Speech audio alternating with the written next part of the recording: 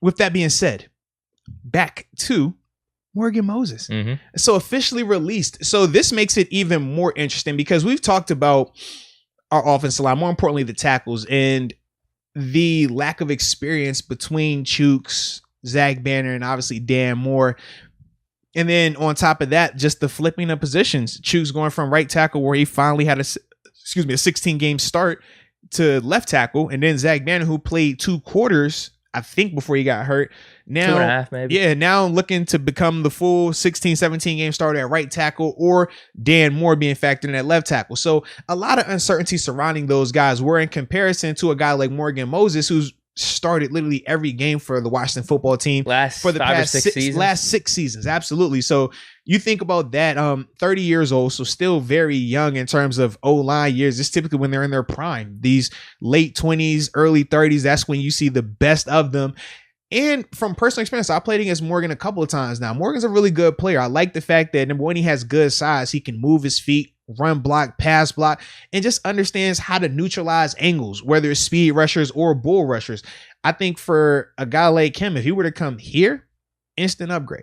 You put him at right tackle. Now you have a 3-headed competition between Zach Banner, Chooks Okorafor, and Dan Moore Jr. at left tackle. Now I'm loving it. I like it even more because this is a legit proven commodity. And the interesting thing is this, before you go, when we were talking about it initially, it was going to be to trade for him. And Washington made it clear you were going to have to pick up the $7.75 million salary, which wasn't bad when you look at what left tackles are making right now.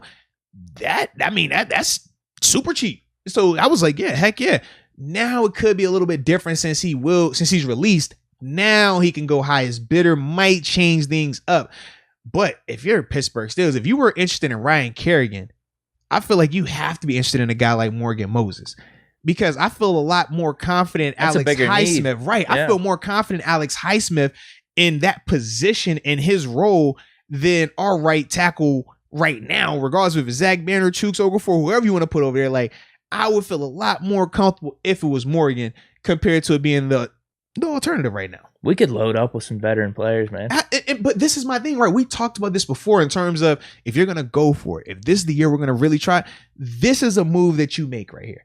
You looking for Ryan Kerrigan, that is giving you the signs that you're trying to go for, but you're still trying to bargain shop, right? You're trying to, all right, I want this guy, but I don't want to spend too much.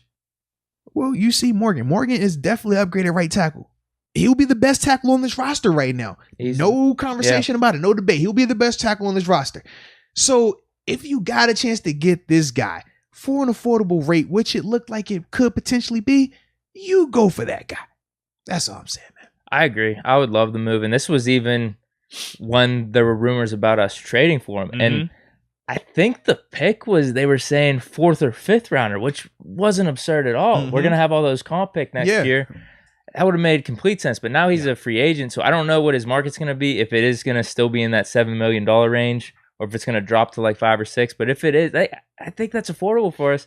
You talked about at the beginning, there was ways we could maneuver around it. This. Al signed for what, 2 for 14? Yeah. And he was transitioning from left tackle to right tackle, coming off of a down year.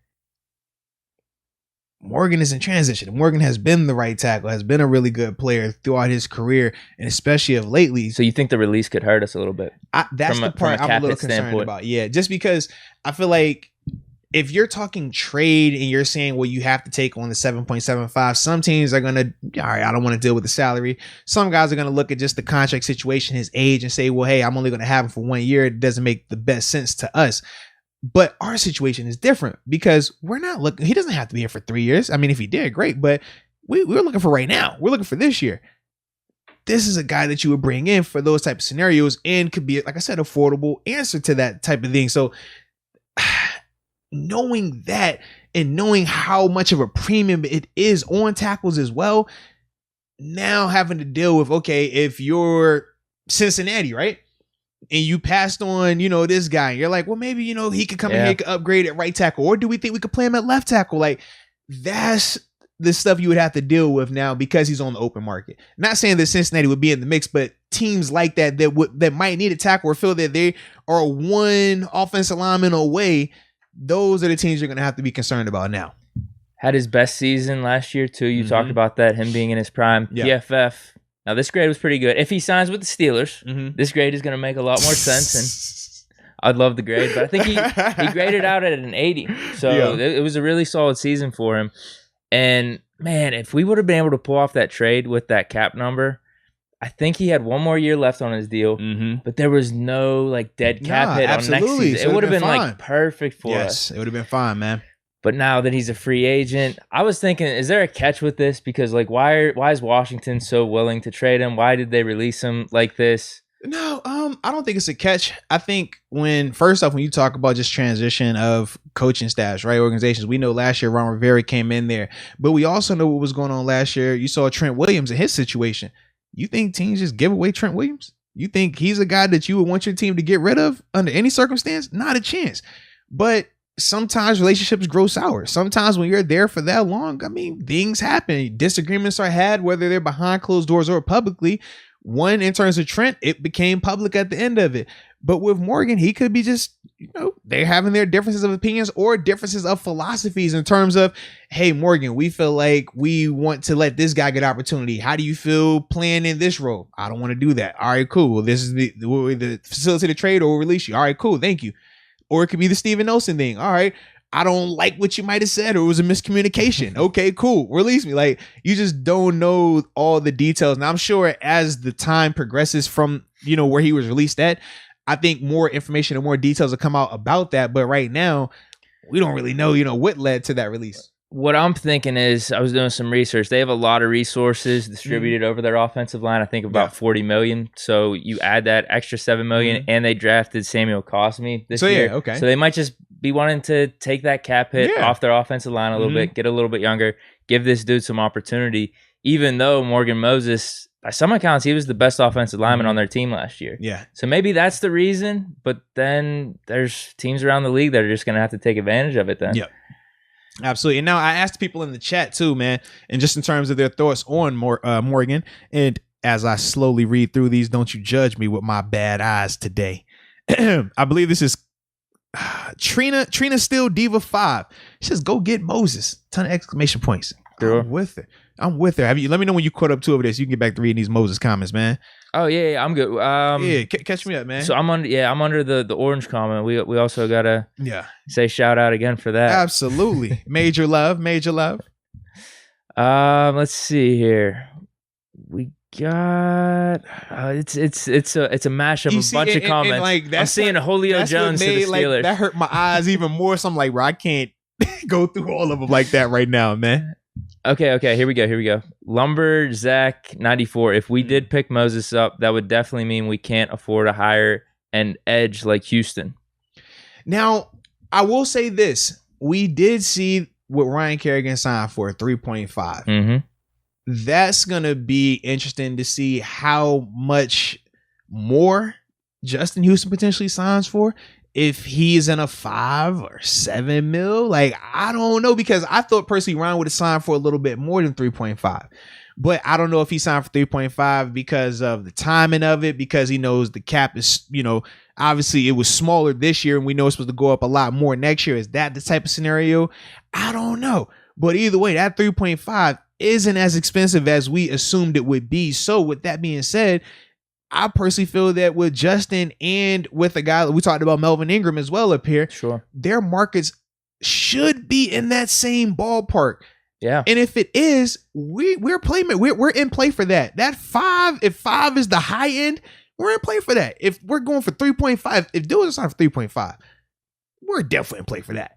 So yeah, if Justin is in that 3.5 range, 5.5 or anything like that, I think that we could still be a factor in that role and still get Moses. If it's as long as those numbers are down and they both can't be double digits, they both can't be close to double digits. That part is going to work because you're going to have to start doing some things that are going to ultimately carry over into next season and years prior to, or years past that from a cap standpoint. And we saw how that played out for us this year. So probably don't want to get back into that scenario again anytime soon, but we do got options if we want to take that route. So I got a few things here. We got Marlon Lynch. Welcome to the upper room. Oh, shout out to Marlon. Marlon, welcome to the upper room. I wonder, are you any relation to Marshawn Lynch? Because, last name is Lynch. Maybe. You never know, right? Maybe. Or Aaron Lynch, the pass rusher out of was it San Fran? Yeah, just a lot of Lynches. One of these names. We got Bat 300 _ Welcome to the Bat upper room. 300. Bat 300 been in there for a little while, man. Shout out to Bat. Welcome to the upper room. Yes, indeed. Another thing I wanted to bring up though is if we do bring in Moses, that not only makes you feel so much better about the offensive line as a whole, but you said the left tackle will have 3 dudes in competition. I feel like whoever would win that left tackle spot, they would have definitely had to earn it. Oh, dude, if you have a 3-man race, whoever they rose from the goulash. Absolutely. Like, that's what you want.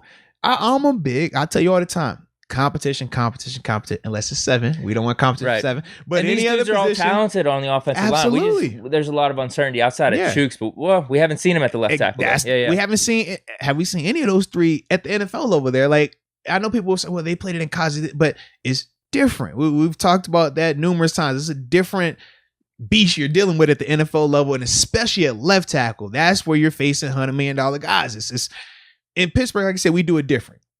Anywhere else, TJ would be on that other side going against your left tackle. That's just how it goes. But to me, man,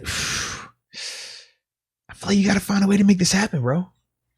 Yeah. Oh, so this is like, we need to do this. I'm for it, bro. Because there have been the rumors whenever they were talking about trade, like they linked the Steelers to this situation immediately. Like, you talk about instant upgrade of your offensive line. You talk about taking a position. We said our offensive line and our corners are the biggest question marks right now. Then from there, we talk about inside, outside linebacker. We can make our cases for either. But O-line has been an issue. That's been one of our biggest themes all offseason. And we talked about how we thought they did an okay job at times of addressing it. But we were like, man, you're bringing in, okay, JC. All right. You bring in BJ. That's more Band-Aid than legitimate fix. All right. You bring back Zach Banner. Well, we still haven't seen him. So it's more so the speculation of it. Now you're going to move Chooks to the left. All right. Speculation. Dan Moore.